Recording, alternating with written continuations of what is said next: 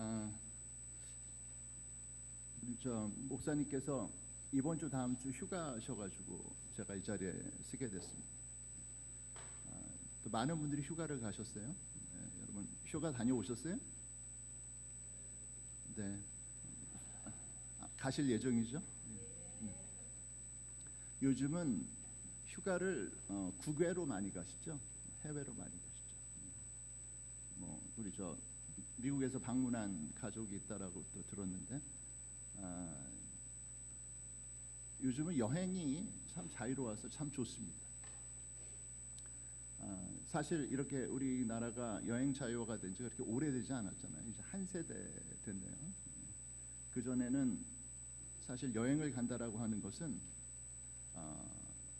적어도 이렇게 뭐 관광으로 여행을 간다든지 또는 재미로 여행을 간다는 것은 그 생각을 못한 시대가 얼마 전까지였습니다. 사실 우리나라만이 아니라 인류 역사를 통해서 여행이라는 것을 레저로, 관광으로, 그리고 재미로 여겼던 세대는 불과 100년 정도밖에 안 돼요. 여행은 역사를 통해서 여행이라고 하는 것은 이것은 고생길이 아니라 죽을 길입니다. 죽을 길. 집을 떠난다라는 것은 매우 위험한 거거든요. 하지만 요즘은 여행을 많이 가죠. 뭐 옛날에 못 갔지만 여행 많이 갑니다. 여러분 여행 어디까지 가보셨어요? 기억나는 곳, 정말 이곳만큼은 너무 기억이 난다. 스릴과 서스펜스가 넘치는 여행 같은 거 해보셨나요? 혹시 여기 계신 분들 중에서 아주 위험한 지역에도 여행을 가보신 분들 계십니까? 제가 저는 여행을 좋아하지만 여행을 자주 가지는 못하지만 최고의 여행이 뭘까 생각하니까 우주 여행인 것 같아요. 우주 여행. 그래서 우주 여행이 가격이 얼마나 들어가나 제가 잠깐 조사를 해보니까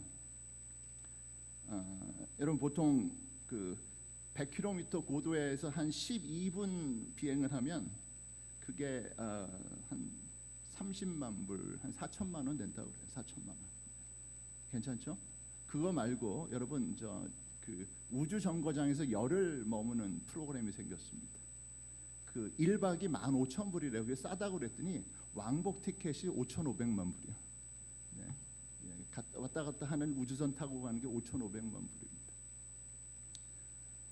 자, 여러분 인생에 있어서 잊혀지지 않는 여행들이 있으실 거예요. 뭐 제가 잊혀지지 않는 여행을 생각해 보니까 몇 군데 생각나는 데가 있어요. 아프가니스탄 생각나고, 그리고 북한 생각나고, 네팔 생각나고, 몇 군데 납니다. 콜롬비아 생각나고. 저는 주로 선교 여행과 관계된 여행을 따라가다 보니까 좀 위험한 지역에도 가봤고 위험에도 처해봤습니다. 북한에 갔을 때는 그만 아파가지고 병원에 입원해서 3주 동안 제가 입원했던 적도 있어요. 친선병원에, 외국인 병원에. 그 얘기 하려고 하는 건 아니고 돌아보니까 이 여행이라고 하는 게 이게 요즘 이 시대에도 안전한 것은 아니다라는 생각을 해봅니다. 아프가니스탄 갔을 때는 가다가 혼비백산 해가지고 연락받고 여행길을 멈췄습니다. 왜 그런가 했더니 그 길 30분 앞에서 자폭 테러가 있었대요. 부르카를 입은 아프가니스탄 여자 한 사람이 외국인이 탄 버스 앞에서 스스로를 폭발시켜서 한 30명이 죽은 거죠. 바로 30분 앞에서. 만약에 제가 30분 더 일찍 갔으면 저도 바로 그 장소에서 그 폭탄 테러를 맛볼 수 있었던 거죠. 가슴을 쓸어내리는데 거기 계신 아프가니스탄의 NEI라고 하는 단체의 단체장이 되시는 장로님께서 이런 얘기 하시더라고요. 예전에는 그런 얘기 들을 때마다 막 가슴이 떨렸는데 이제는 가슴이 안 떨린대요. 덜 떨린대요. 그냥 하나님께서 주신 마음이 뭐냐면 하나님께서 하나님 왜 이렇게 나를 위험한 곳에 보내셨습니까? 라는 기도를 하니까 걱정하지 마라. 테러리스트들은 걔네들 일을 하라고 하고 너는 너의 일을 해라. 이렇게 하나님께서 마음을 주셨다라는 거죠. 그래서 그 다음부터 편안하게 사역을 하고 계시다라는 말씀 드렸습니다. 자, 여러분, 여행이 그렇게 즐겁지 않아요. 사실 여행 가면은요 가장 즐거운 게 언제인지 아세요? 집에 돌아올 때입니다. 여행은 고생스럽습니다. 성경은 여행자들의 책이에요. 여러분 성경에 등장하는 사람 누구든지 이름 대보세요. 누구든지 생각나는 사람. 아브라함이요? 네, 아브라함 여행자였죠. 평생 여행했죠. 모세요? 모세 여행했죠. 다윗이요? 다윗 도망 다녔잖아요. 이 사람도 여행 많이 했어요. 신약으로 넘어갈까요? 예. 예수님 말씀할 것도 없고 제자들 여행자들이었습니다. 성경 전체에 여행하지 않은 신앙인들이 없습니다. 모든 사람들은 여행을 했어요. 근데 이 여행은 관광도 아니었고 레저도 아니었고 즐겁자고 한 것도 아니고 하나님께서 보내신 여행입니다. 그래서 이 여행은요 딱 두 가지 말로 성경에서 얘기해요. 딱 두 가지. 여행은 둘 중에 하나예요. 성경에 나온 여행은 유배냐 파송이냐. 유배당한 인생이냐 파송당한 인생이냐. 이 두 가지밖에 없어요. 자, 여러분, 성경은 유배 여행에 대해서 얘기합니다. 사실 이것은 이 구약의 주제이고 토라의 주제예요. 유배라고 하는 건 매우 중요한 주제예요. 아담과 하와가 에덴 동산에서 쫓겨난 것이 첫 번째 유배예요. 그리고 그 쫓겨나고 나서 가인이 뭐라고 얘기하냐면 이제 나는 유배자다라고 얘기합니다. 그래서 우리 모든 인간은요 이 가인과 함께 그리고 아담 패밀리와 함께 우리는 유배자로서 이 땅을 살고 있습니다. 정처 없이 돌아다니고 살고 있는 거예요. 아니 우리가 한 군데에서 나는 무슨 말씀이세요? 난 한 군데서 이사 가지 않고 여태까지 30년 40년 살았는데요. 아니요, 우리는 에덴 동산을 떠난 다음부터 우리 모두는 다 유배라고 하는 여행을 떠난 사람들입니다. 성경에서 이스라엘 사람을 지칭하는 말 중에 히브리인이라는 말이 있어요. 히브리인. 어떤 분들 물어보죠. 히브리 사람이라는 게 무슨 뜻입니까? 사실 히브리 사람은 이스라엘 사람을 얘기하는 것이 아니라 이 말 자체는 뭐냐면 강 건너온 사람이라는 뜻이에요. 강 건너온 사람. 그 당시에 문명의 중심지라고 하는 유프라데스 티그리스 강을 넘어서서 땅도 없이 세상을 정처 없이 헤매고 다니는 유목민들, 아니면 자기의 몸뚱아리 하나 가지고 종으로 살아가는 사람들, 그도 안 되면 약탈자로 살아가는 사람들, 이 사람들이 바로 총칭하여 그 시대 히브리 사람들입니다. 요셉이 잡혀왔을 때, 요셉이 애굽에 종으로 잡혀왔을 때 그를 히브리인이라고 얘기하죠. 여러분 그때 뭐 이스라엘이 뭔지는 알았겠어요? 사람들이 한 가족밖에 안 되는 사람들. 히브리인은 그런 뜻이에요. 아예 이스라엘이라는 이 사람들, 하나님께서 선택하신 사람들은 이렇게 한 군데 머물지 않고 세상을 돌아다니는 사람들이었습니다. 오늘 우리가 같이 읽은 이 민수기의 말씀은, 여러분 민수기의 말씀 보면 계속해서, 제가 전체를 읽지 않았어요. 원래는 전체 내용입니다만 민수기에 나와 있는 오늘 우리가 같이 읽은 민수기 33장의 기록은 이스라엘 백성들이 40년 동안 광야를 지나갔던 그 기록입니다. 40년의 시간 동안 이 사람들이 지나왔던 캠프가 있어요. 그냥 40년 동안 그냥 막 광야를 돌아다니는 게 아니라 28군데에서 장막을 치고 캠프를 했습니다. 여기 얼마나 많은 사람이 여기 있어요. 장정만 60만이면 거의 150만, 200만 되는 사람들이 그 광야에서 캠프를 치고 사는 거죠. 그 열사의 광야입니다. 먹을 게 없는 곳에서 캠프를 쳤는데 그게 무려 28군데였습니다. 28군데. 그래서 오늘 우리가 본 민수기 이야기는 그 28군데 캠프의 이름이 나와 있는 거예요. 이름들이 생소하죠. 이름들이 익숙하지 않은 이름들입니다. 그러나 중요한 것은 무엇이냐면 맨 처음 아까 읽은 말씀에 보면 이 사람들이 처음 나왔을 때는요 보무도 당당하게 이렇게 나와요. 뭐라고 얘기하냐면 3절 말씀 보면 이스라엘 자손이 라암셋에서 떠난 것은 첫째 달 15일 곧 6월절 다음 날이었다. 애굽에서 얘기해요. 애굽에서 유월절을 지키고 떠났습니다. 그들은 모든 이집트 사람이 훤히 보는 앞에서 팔을 휘저으며 당당하게 행군하여 나왔다. 새번역 성경으로 읽었습니다. 여러분, 이스라엘 백성들이 처음 시작할 때, 이 여정을 시작할 때 어떻게 시작했어요? 당당하게, 즐겁게, 아주 정말 아주 여행 가듯이, 베케이션 가듯이 시작했다는 거죠. 그리고 여기 나와 있는 모든 28군데의 목적지는 기쁨의 장소와 행복의 장소가 아니라 실패와 좌절과 그리고 하나님의 심판을 경험했던 장소들이었습니다. 그리고 마침내 우리가 마지막에 읽었던 49절 말씀, 요단강가를 따라서 모압 강에 진친 것은 베여시못이라고 에서부터 아벨시딤까지 이르렀다. 요단강까지 온 거죠. 그 40년의 시간을 통해서. 자, 여러분, 저도 여러분도 이 인생의 여정을 걷고 있습니다. 아까 목사님이 저를 소개해 주시면서 토라클럽 코리아 대표다 소개해 주시는데 제가 잠깐 앉아서 이런 생각했어요. 내 인생이 어떻게 이렇게 됐을까? 여러분, 여러분의 인생에 있어서 여러분이 지금 있는 자리가 10년 전, 20년 전, 30년 전 여러분이 꿈꾸고 생각했고 계획했던 그 자리에 계신 거 맞습니까? 앞으로 10년 후, 20년 후, 30년 후는 어떻게 될까요? 여러분, 우리 인생은 바로 인생 여정, 사실 하나님께서 우리에게 주신 영적 여정의 자리입니다. 이 영적 여정의 자리에서 잊지 말아야 되는 게 있어요. 우리 모두는 이 여정을 겪고 있어요.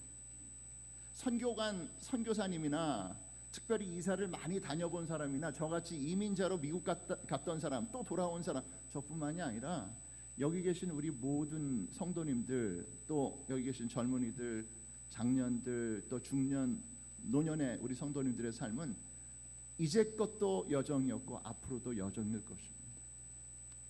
저는 동원교회 역사는 잘 모르지만 우리 목사님께서 그동안 열심히 목회하셔서 이렇게 아름답게 섬기고 계신 이 동원교회 역사도 보면 여정이 있었을 거예요.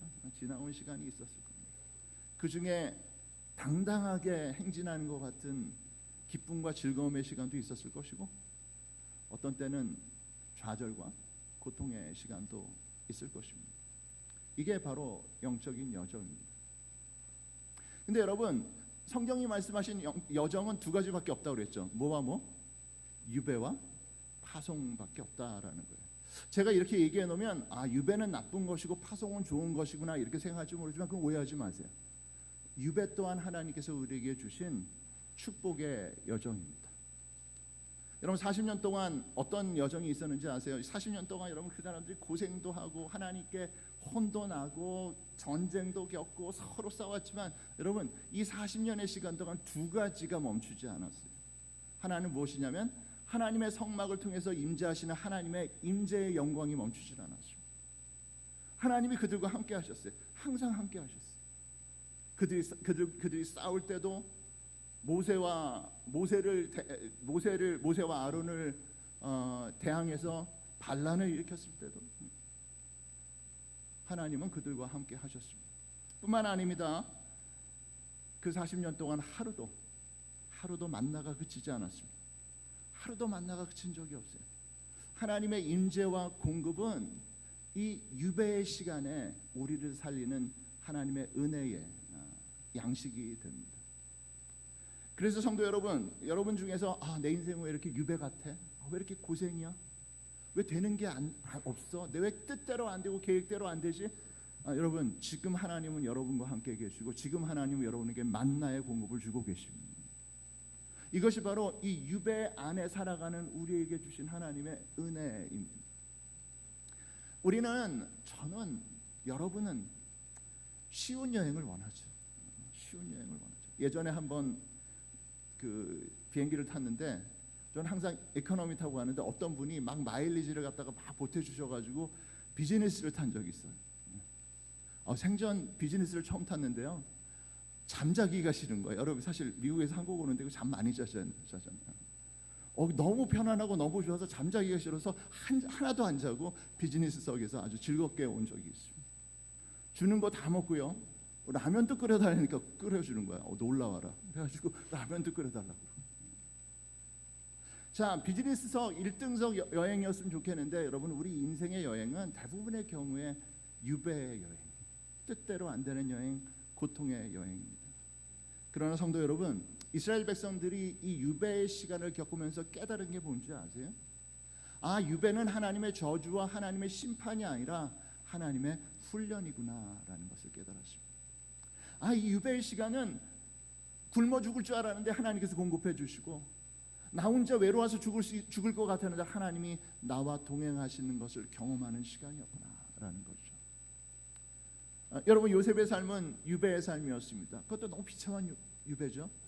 형제들에게 배신당해서 노예로 끌려온 이집트 땅은 유배의 땅이고 고난과 외로움과 저주의 땅일 수 있습니다. 그러나 여러분, 이 요셉의 인생, 이 유배의 시간 동안 따라다니는 말씀 하나가 있어요. 하나님께서 그와 함께 하셨다라는 거죠. 여러분, 하나님이 함께 하시는 것은 항상 기쁘지만 외로울 때 하나님이 함께 하시면 우리에게 더할 나위 없는 위로가 되는 줄 믿습니다. 풍성할 때도 하나님이 함께 하시고 공급하시는 것은 기쁨이지만, 먹을 게 없을 때, 내가 내일 무엇을 먹어야 되고 내가 내 인생에 내일 무엇을 해야 될지 모를 때 하나님의 공급은 우리의 생명의 젖줄이 되는 것입니다. 여러분, 이게 유배가 우리에게 주는 놀라운 은혜예요. 유배의 때는 하나님의 인재와 공급의 그 귀한 그 젖줄을 맛보는 때입니다. 만약 여러분 지금 유배가 있다면, 여러분 삶에 내 삶은 유배 같아, 지금 그 하나님의 인재와 공급을 맛보는 여러분들이 되시길 축복합니다. 여러분, 유배의 시간이 또 놀라운 거 뭔지 아세요? 여러분, 유배의 시간은요, 사람을 바꿔요. 사람을 바꿔요. 아까 제가 우주 여행했으니까 우주 여행사들의 그 인터뷰를 들어봤는데요. 그냥 잠깐 우주 여행한 거 말고 우주 정거장에 올라가서 몇십일, 심지어는 몇 개월 있다 내려온 사람들이 동일하게 경험하는 게 뭐냐면 인생이 바뀐다라는 거예요. 위에 올라가서 이 땅을 항상 내려다보는 거예요. 이 땅이 자전하고 이 땅에서 지지고 볶고 하는 것들을 보게 되면서 깨닫는다는 거죠. 왜 내가 이렇게 살았지? 왜 내가 그렇게 아웅다웅하면서 살았지? 왜 내가 그렇게 남을 용서하거나 베풀지 못하고 살았지? 그래서 거의 대부분의 사람들이 뭐라고 얘기했냐면, 나 이제 땅에 내려가면 친절해지고 싶어. 내 사랑하는 가족들을 한 번 더 안아주고 싶어. 내가 하는 일, 내가 정말 감사하게, 불평하지 않고 감사하게 하고 싶어. 이런 이야기들을 한다는 거죠. 그 특별한 여행이 준 인사이트죠. 그런데 여러분, 영적 여정이 이와 같아요. 여러분, 모세는 원래 이 40년의 영적 여정을 시작하기 전에 그는 어떤 사람이었습니까? 그는 아주 혈기왕성한 사람이었어요. 자기 동족이 맞는 걸 보고 옆을 돌아본 다음에, 여러분, 옆을 돌아보고 때려 죽이는 것은 화나서 때려 죽인 게 아니라요, 계획적으로 죽인 거라는 겁니다. 이 사람은 지도 면밀하게 사람을 죽이고 나름대로 걸기하려고 했던 40대 장년이었습니다. 그리고 40년이 지난 다음에 하나님께서 그를 부르셨을 때 그는 말도 못하는 사람이었어요. 양들과 시간을 보내다 보니까 양들의 침묵에 익숙해져가지고 양들과는 대화를 나누는데, 참, 그런데 그건 그렇더라고요. 제가 고양이하고 같이 살다 보니까 고양이하고는 제가 잘 소통이 되는 것 같아요. 얘가 야옹하면 뭔지 제가 다 알아들어요. 지금 왜 이러는지 알아듣는 것 같아요. 모세가 이해가 돼요? 모세가 이해가 돼요. 그랬던 모세가 여러분, 이 40년의 이 여정, 죽을 고생 같은 여정을 통해서 그는 어떤 사람이 됐습니까? 성경은 이렇게 말씀하세요. 그는 지상에서 가장 온유한 자더라라고 말씀하십니다. 그는 하나님과 히브리어로 mouth to mouth, 이 입과 입을 마주해서 얘기하는 사람이 됐어요. 이 유배의 여정이 그를 변화시켰습니다. 성경은 이러한 유배의 여정을 통해서 하나님이 변화시킨 수많은 사람들의 이야기가 나와요. 사도 바울은 어떻습니까? 그는 살인자였습니다. 그는 스데반 집사를 죽이는데 함께 했던 사람이고 수많은 성도들을 잡아 죽이는데 앞장섰던 사람이에요. 그러나 그는 그 유배의 시간과 여행의 시간을 통해서 예수의 사도 바울이 되었습니다. 여러분, 우리 주위에는, 역사는, 성경에는 이 유배의 시간을 통해서 변화된 수많은 사람들이 나옵니다. 저와 여러분도 바로 그렇게 변화시키시는 하나님의 은혜의 손길이 지금 있는 줄로 믿습니다. 여러분, 지금 우리가 어렵다는 것, 지금 솔직히 어렵죠. 다 어렵대요. 미국도 어려워요. 한국도 어려워요. 먹고 살기도 힘들고 교회도 만만치가 않습니다.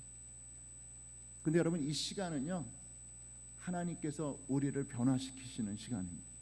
더 깊이 변화시키세요. 예전에 부흥이 좀 더 쉬워 보였을 때, 우리 전 세대 목회자들이 목회하실 때 부흥이 조금 더 쉬워 보였을 때가 있어요. 쉬운 때는 없어요. 목회는 쉬운 때가 한 번도 없지만, 그래도 부흥이 많이 일어나는 것 같고 전도가 열매 맺는 것 같고 이럴 때는 마치도 그것이 우리의 성장의 전부인 것처럼 착각할 때가 있었습니다. 근데 여러분, 지금 이 시간은 하나님께서 저와 여러분을 깊이 변화시키시는 시간입니다. 마치 모세를 변화시켰듯이 가장 온유한 사람으로 변화시키시고 사도 바울을 변화시키셨듯이 진정한 예수님의 사도로 변화시키시는 시간입니다. 여러분, 이 유배의 시간을 우리 주님과 동행하는 시간으로 보내는 저와 여러분이 되시기를 축복합니다. 유배의 여행이 있는가 하면 이번에는 파송의 여행이 있습니다. 이것은 손바닥 뒤집는 것 같은 거예요. 유배를 경험한 사람은 파송을 경험하게 되어 있어요. 제가 우리 같이 읽은 누가복음의 말씀은 예수님께서 제자들을 파송하실 때 하신 말씀입니다. 도대체 이 파송의 여정은 우리는 어떻게 가야 되느냐? 여러분, 파송의 여정이란 다름이 아니에요. 다른 뜻이 아니라 하나님의 목적이 있는 여정을 얘기하는 것입니다. 여러분, 우리가 주님께서 주신 목적이 있다라는 것, 이것이 이 우리와 세상을 구별하는 가장 중요한 구분의 선이 되는 것입니다. 이 세상은요, 여러분, 이 세상에서 좋은 사람 많아요. 오해하지 마세요. 제가 저희 집 바로 뒤에 사찰이 하나 있어요. 조계종 사찰이 하나 있습니다. 어제도 이렇게 산책하다가 그 사찰에 하도 거기가 이게 전망이 좋아서 들어가서 봤어요. 친절하게 맞아주시더라고요. 좋은 분들이에요. 나쁜 분들은 아닙니다. 똑똑한 사람 많습니다. 세상에 엄청나게 똑똑한 사람 많아요. 돈 많은 사람 많고요, 권력 있는 사람도 있고. 여러분, 이 사람들 나쁜 사람들은 아니에요.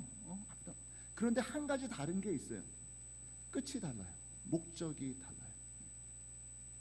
웨스트민스터 신앙 고백의 첫 번째 질문이 그거 아닙니까? 우리 인생의 목적이 무엇인가? 여러분, 우리 하나님을 믿는 사람, 예수 그리스도를 우리의 구주로 믿고 살아가는 우리들에게 우리의 목적은 우리가 어떤 직업과 어떤 삶을 살지라도 그것은 하나님의 영광을 위해 살아가는 것이고 그분의 선하심을 즐기기 위해 살아가는 것입니다. 여러분, 이 목적 속에 살아가는 저와 여러분이 되시길 바랍니다. 여러분, 이것은 우리의 파송의 삶이 그렇다라는 거예요. 파송의 삶은 여러분이 갑자기 어느 나라로 어떤 선교지로 파송되고 여러분이 갑자기 신학교에 가야 되고 이러한 파송도 있어요. 그것 말고요, 우리의 삶의 목적지가 달라지는 거예요. 내가 살아가는 것은 그냥 나와 내 가족의 행복과 나의 성공과 나의 편안한 노후를 위해 살아가는 게 아니라 하나님의 나라를 위해 살아가는 거구나. 주님의 복음을 위해 살아가는 거구나. 이걸 깨닫는 순간 우리의 인생 여정이 달라 보이는 거죠. 파송이구나. 예수께서 나를 보내셨구나. 얼마나 많은 교인이 있느냐가 중요한 게 아니라 얼마나 많은 파송받은 하나님의 예수님의 제자가 있느냐가 더 중요한 것입니다. 사랑하는 우리 동원교회 성도 여러분, 이곳은 바로 예수님의 제자의 파송처가 되기를 축복합니다. 이렇게 파송받아 가는 우리의 영적 여정이 되기 위해서 꼭 필요한 것 세 가지 말씀드리겠습니다. 첫 번째는 혼자 가시면 안 돼요. 혼자 가시면 안 됩니다. 오늘 말씀 속에서 예수님께서 하신 일이 있어요. 뭐라고 하셨느냐면요, 1절에 이 일이 있은 뒤에 주님께서는 다른 72사람을 세우셔서 친히 가려고 하시는 모든 고을과 모든 곳으로 둘씩 보내시며라고 얘기합니다. 자, 여기 2명이라고 하는 것은 2명이 중요한 게 아니라 혼자 보내지 않으셨다라는 게 중요한 거예요. 영적 여정, 파송의 여정, 주님께서 우리에게 주신 인생 여정은 혼자 가는 여정이 돼서는 안 됩니다. 같이 가야 돼요. 같이 가야 됩니다. 이스라엘 백성들의 40년의 여정 또한 마찬가지입니다. 혼자 가려고 했던 사람들, 따로 가려고 했던 사람들은 다 망했어요. 같이 가려고 하는 사람들은 살아남았습니다. 높은 고산을 올라가는 마운티너들이요, 히말라야 고산에 올라가고 8,000m 이상 되는 이 준봉에 올라가는 사람들이, 여러분, 그 마운티너들이 잘나서 튼튼해서 이 사람들이 똑똑해서 올라가는 사람은 아무도 없습니다. 셀파라고 불려지는 고산족, 네팔 고산족의 도움 없이 그곳까지 올라갈 수 있는 사람이 없어요. 네팔에 가시면 이 고산족 셀파들을 고용해서 이 사람들이 짐을 들어주고, 이 사람들이 길을 개척해주고, 이 사람들이 인도해 줘서 그 위까지 올라가는 거죠. 어느 누구도 혼자 잘나서 내가 믿음이 있어서 내가 기도 많이 해서 하나님께서 우리에게 주신 영적 여정 목적지에 이를 수 있는 사람이 없습니다. 성도님은 옆에 있는 분한테 얘기하세요. 나는 성도님이 필요합니다. 시작.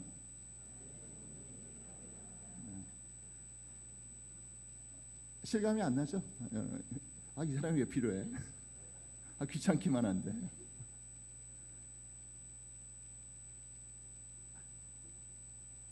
성도님이 필요합니다. 이 영적 여정에서 혼자 갈 수 있는 사람이 없어요.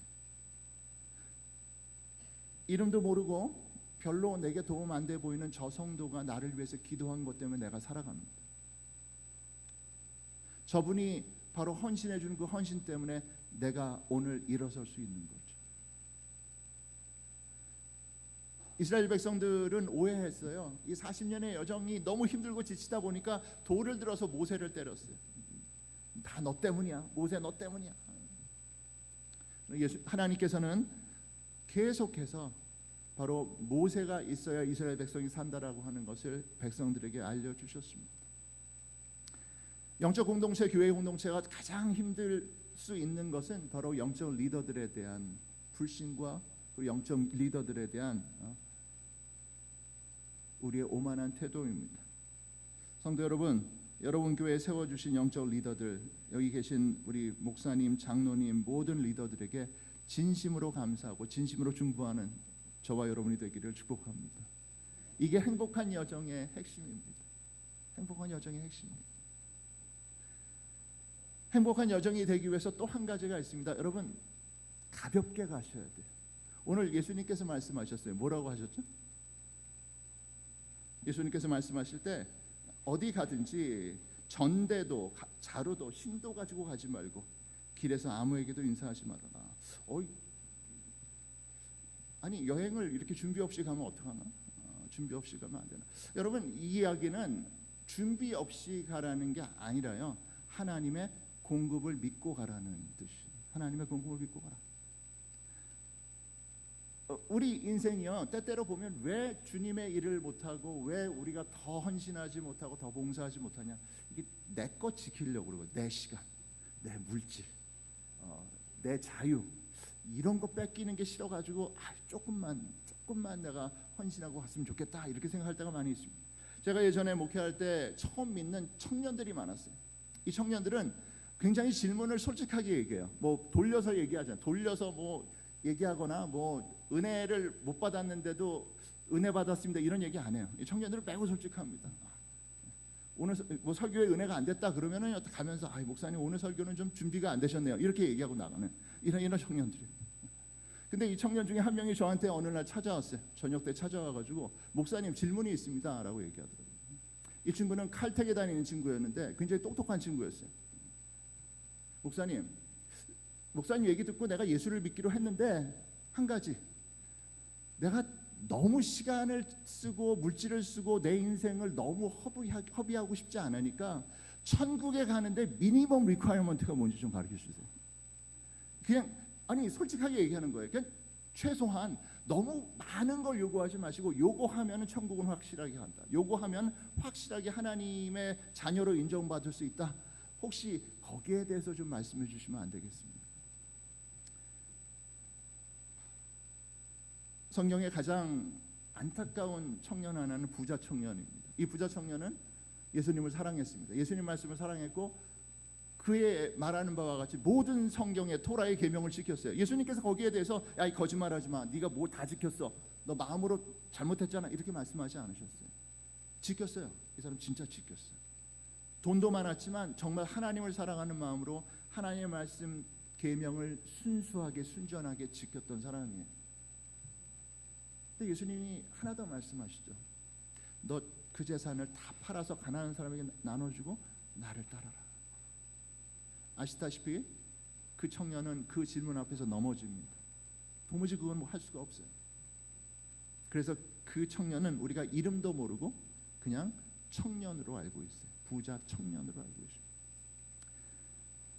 여러분, 우리 인생 여태까지 살아보니까 여기 계신 분들 뭐 여러분이 20대든 30대든 40대 5, 6, 70 상관없이 살아보니까 우리 인생에서 우리가 가장 중요하고 가장 필요한 게 뭐라고 생각하시나요? 다르게 생각할지 모르겠지만 우리가 하나님의 이 영적 여정을 가는 데 있어서 우리에게 필요한 것은 우리에게 필요 없는 것을 빨리 놓고 가는 거라는 거죠. 그래서 우리 예수님께서는 우리에게 있는 것들을 가지고 먼저 그 나라와 그 의를 구하라라고 말씀하십니다. 저와 여러분 모두는 우리가 교회에서 직분을 맡았던 아니던 또는 신학교를 간 뭐 사역자든 아니든 상관없이 이 예수님의 부르심을 받은 사람들입니다.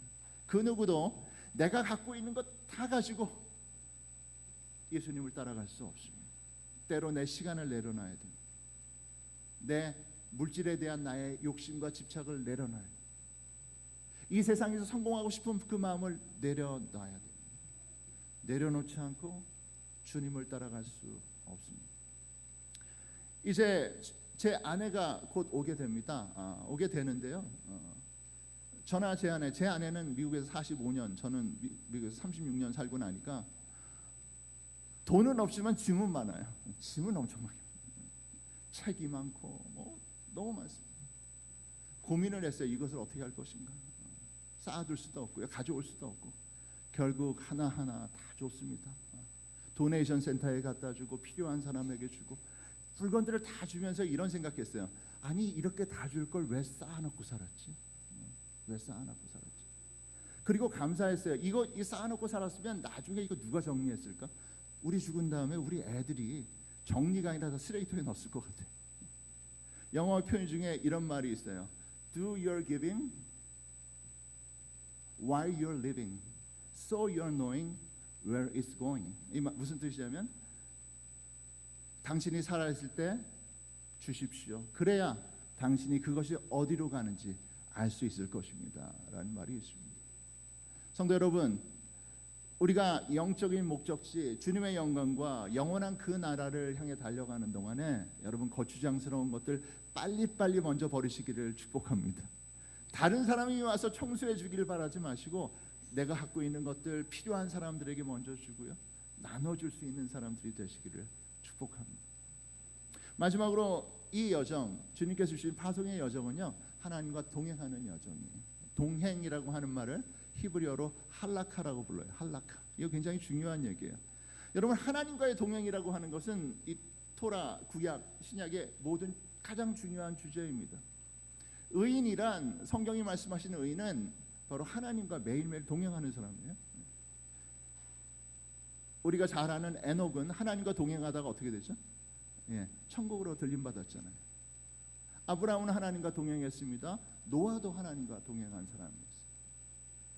이 하나님과의 동행이라고 하는 이 말씀은 사실 보이지 않는 하나님과의 동행, 하나님이 내 옆에 계셔라고 내가 우기면서 걸어가는 게 아니라 그분의 말씀과의 동행을 이야기하는 것입니다. 그분의 말씀을 매일 묵상하고 매일 공부하고 매일 우리 삶 속에서 순종하는 삶. 유대인들은 이것을 할라카의 삶이라고 얘기하고, 그래서 유대인들은 1년 52주 동안 성경 말씀을 쉬지 않고 묵상합니다. 매주 하나님의 말씀 토라의 포션이 있어요. 매주 있어요. 매주 한 주도 빠진 적이 없어요. 제가 이거 인도하다 보니까요, 제가 좋아서 하는 얘기가 아니라 나도 쉬고 싶다.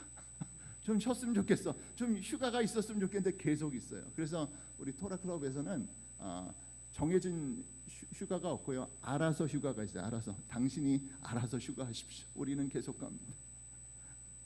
성도 여러분, 우리 인생의 여정에 가장 중요한 힘은 하나님 말씀과의 동행입니다. 그 말씀과 동행할 때 우리는 오늘 우리에게 공급하시고 우리와 함께 하신 하나님의 은혜와 능력을 경험합니다. 결론은 이것입니다. 이 여행 같이 떠납시다. 우리가 어디에 있던, 우리가 어떠한 여행을 해왔던, 이제부터 우리의 여행은 주님이 주시는 파송의 여행, 주님이 주시는 훈련의 여행, 주님이 주시는 영적 여정을 함께 걸어가기를 원합니다. 이 영적 여정의 목적지는 바로 영원한 하나님의 나라, 메시아의 나라, 그리고 다가오는 세상, 바로 그 천국입니다. 그때까지 우리 함께 웃으면서, 기뻐하면서, 기도하면서 손잡고 걸어가는 저와 여러분이 되기를 축복합니다. 함께 기도하시겠습니다. 거룩하신 아버지 하나님, 오늘 사랑하는 동원교회 성도, 여기 계신 모든 성도들, 주님의 말씀 앞에서 다시 한번 영적 여정을 결단하게 하시고 우리 주님과 동행하는 이 영적 여정 속에서 함께 가기를 기뻐하게 하시고 우리의 짐을 가볍게 하시고 그리고 우리로 하나님의 말씀과 동행하는 사람들 되게 하옵소서. 이 영적 여정의 마지막까지 한 사람도 낙오하지 않고 우리 함께 주님의 나라에 입성할 때까지 주여 우리와 함께 하소서. 구주 예수님의 이름으로 기도하옵나이다. 아멘.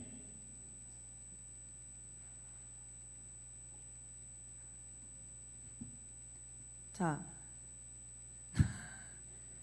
얘들아 안녕. 전사님 봐야죠. 오늘 설교 말씀 잘 들었나요? 한 단어만 기억하면 될 것 같은데 뭐였지? 여행, 여정. 그래요. 우리 친구들, 오늘 전도사님이 다니엘 6장 10절 말씀을 가지고 우리 계속 이야기할 건데, 자, 전도사님 보세요. 안 보는 친구 있어요? 자, 우리 친구들 혹시 어른들은 이 영화 알 것 같아요. 이거 지금 보고 웃으시는 분은 저랑 동배임. 아시죠? 짱 만화책. 역시 아시나요? 몰라요? 알 것 같은데 수진자매는 알아야 되는데, 이 짱이라는 만화는 뭐냐면 저 때 엄청나게 유행했던 만화입니다. 왜 전사님 짱을 왜 보여줬냐면, 얘들아 학교에서 너네 학년마다 짱이라는 사람 있나요? 지금 고학년 친구들, 가온이가 없네요. 고학년 친구들 짱이라는 친구 있나요? 짱은 뭐냐면은 그 학년에서 싸움을 제일 잘하는 친구예요. 싸움도 제일 잘하고 뭐랄까 힘도 너무 세고 다른 친구들이 차마 그 아이의 그 짱의 말을 거역할 수가 없을 만큼 힘이 센 친구들을 짱이라고 하는데, 이 짱한테 만약에 대들거나 그 짱이 하자는 대로 하지 않으면 그 친구는 불이익을 당할 수도 있고 친구들 사이에서 같이 어울리지 못할 수도 있고, 아무튼 이 짱이라는 친구는 엄청나게 힘이 센 친구였어요. 근데 친구들, 고작 한 학년에 짱이라는 친구도 이렇게 능력이 있는데 한 나라의 왕이라면 과연 어느 정도의 능력이 있을까요? 왕은 어느 정도의 능력이 있을까? 이만큼의 능력이 있어요? 이만큼은 뭔데요?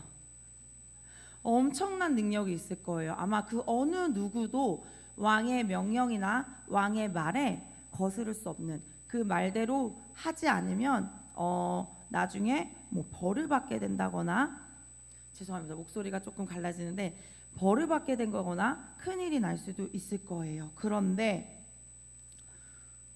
우리가 지금 여름 성경학교 기간에도 계속 배운 인물이에요. 왕의 명령에도 자신의 뜻을 접지 않는 인물이 있었어요. 누구요? 다니엘. 맞아요, 다니엘이에요. 누구를 향한 자신의 뜻을 접지 않았을까요? 누구를 향했어요? 다니엘의 뜻은 누구를 향한, 누구요? 맞아요. 잘 기억하고 있는데, 하룻밤 자고 나면 까먹을 줄 알았는데 아니었어요. 맞아요, 이 다니엘이에요. 다니엘은요, 하나님을 향한 뜻을 접지 않았어요. 그래서 오늘 말씀 전도사님이 읽어줄게요. 다니엘 6장 10절 말씀이고요. 다니엘이 이 조서에 왕의 도장이 찍힌 것을 알고도 자기 집에 돌아가서는 윗방에 올라가 예루살렘으로 향한 창문을 열고 전에 하던 대로 하루 3번씩 무릎을 꿇고 기도하며 그의 하나님께 감사하였더라. 자, 친구들, 다니엘은요, 하나님께서 주신 지혜도 많았고 하나님을 특별히 사랑하는 하나님의 사람이었어요. 지혜가 많다 보니까 이 왕 이름 뭐였지? 바로 다리오 왕이 이 다니엘을 유독 사랑하고 유독 아꼈대요. 그러다 보니까 이 다리오 왕은 다니엘에게 12명의 고관들을 세우고 그 고관들을 다스리는 3명의 총리를 세웠는데 그 중에 가장 첫 번째 총리로 임명하니까 다른 총리들이 어떻게 했어요? 질투나고 화가 났어요. 아니 감히 다른 나라에서 온 사람을 우리나라 사람을 다스리는 가장 높은 사람으로 만든다는 게 이 바벨론에 있는 사람들은 이해가 되지 않았어요. 그래서 이 바벨론의 다른 두 총리는 다니엘을 넘어뜨릴 국리를 세웠어요. 어떻게 세웠냐면, 자 왕님, 이제 왕이 이 나라 가운데 왕이 된 지 얼마 안 됐으니까 자 왕이 아닌 다른 신에게 기도하는 사람은 당장 사자굴에 넣으십시오. 며칠 동안? 30일 동안 왕이 아닌 다른 사람한테 기도하는 사람은 사자굴에 던져 넣으세요 했더니 왕이 이 조서를 어떻게 했어요? 좋아했어요. 이 명령을 좋아해서 어떻게 만들었냐면 이렇게 편지, 조서는 편지 같은 거, 명령문 같은 거예요. 우리 친구들, 자 나 외에는 다른 신한테 기도하면 어디로 던져진다고요? 사자굴로 던져질 거예요. 그리고 이 총리들이 엄청 친밀한 게 뭐였냐면, 자 왕님 도장을 찍을 때 어떻게 찍으냐면요, 이 법은 바꿀 수 없어요라는 법과 함께 왕의 도장을 찍어주세요 해서 왕은 그 조서에 도장을 찍고 그 조서를 다 보냈어요. 그래서 다니엘도 그렇게 이 조서를 받게 됐어요. 왕 외에는 다른 신한테 기도하면 너도 사자굴에 던져질 거야 라고 했더니, 친구들, 다니엘이 사자굴에 던져지는 게 무서워서 기도를 했을까요? 안 했을까요? 기도를 했어요? 맞아요. 전사님 착각했어요. 신한테 기도한 줄, 왕한테 기도한 줄 알았네. 자, 하나님께 기도를 했어요? 안 했어요? 맞아요. 다니엘은요, 이 조서가 떨어졌어도 자신이 하나님 앞에 정한 뜻을 굽히지 않기 위해서 자신이 원래 하던 대로 하루에 3번 하나님께 기도했어요. 그랬더니 총리들이 아싸 딱 걸렸어. 바로 어떻게 했어요? 왕한테 가서 일렀어요. 자, 왕님 분명히 왕 외에는 다른 신한테 기도하지 말라, 왕 외에는 기도하지 말라고 했는데 다니엘이요 자신이 믿는 하나님한테는 기도했어요. 그래서 다니엘은 어떻게 됐냐면 사자굴에 던져지게 되었어요. 근데 다리오 왕이 다니엘 좋아했어요? 안 좋아했어요? 엄청 좋아했어요. 그래서 어떻게든 구해주고 싶었는데 조서, 이 명령문을 고칠 수 없는 규례 때문에 어쩔 수 없이 이 다니엘은 사자굴에 던져지게 됐고, 왕은 무엇이라고 얘기했냐면, 자 다니엘, 너가 섬기는 그 하나님이 너를 구해주실 거야 하면서 다니엘은 너무 근데 신나게 들어가는 것 같네요. 사자굴인데 무섭게 사자굴에 들어갔어요. 우리 친구들, 다니엘은 어떻게 됐을까요? 사자의 밥이 됐을까요? 아니면 하나님께서 천사를 보내주셔서 사자의 입을 막으셨을까요?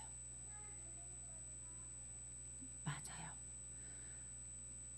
우리 친구들의 말대로 다니엘아 나와라, 천사가 사자의 입을 막아주셔서 다니엘은 이렇게 살아날 수 있었어요.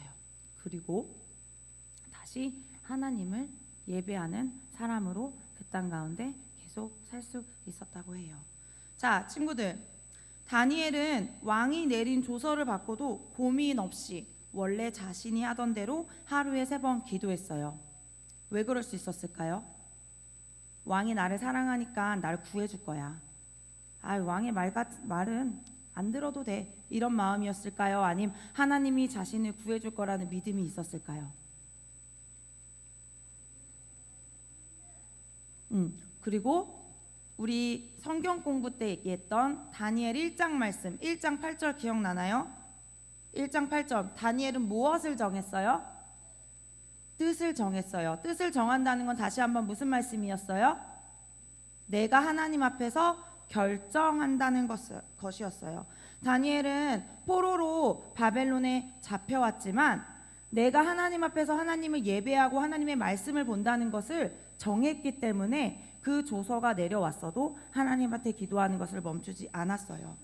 친구들, 우리 친구들이 만약에 같은 상황이라면 어떻게 했을 것 같아요? 야, 너 계속 교회 나가면 나 너랑 얘기 안 할 거야. 야, 너 기도하면 나 너랑 친구 안 해. 혹시 이런 상황이 된다면, 물론 많지는 않아요. 우리 친구들 걱정하지 마요. 이런 상황이 된다면 우리 친구들은 예배하는 걸 멈출 건가요? 기도하는 걸 멈출 건가요? 우리 친구들 성경학교 가운데 각자 하나님 앞에서 마음을 정했죠? 정했나요? 안 정했어요? 나 들었는데 정했다고? 정했죠? 그래서 어떠한 환경 가운데도 전도사님은 우리 친구들이 정한 거, 하나님한테 정한 뜻을 멈추지 않고 다니엘처럼 끝까지 믿음을 지키는 어린이들이 되었으면 좋겠어요. 그래서 하나님을 향한 믿음을 끝까지 지키는 하나님의 자녀가 되기를 축복합니다.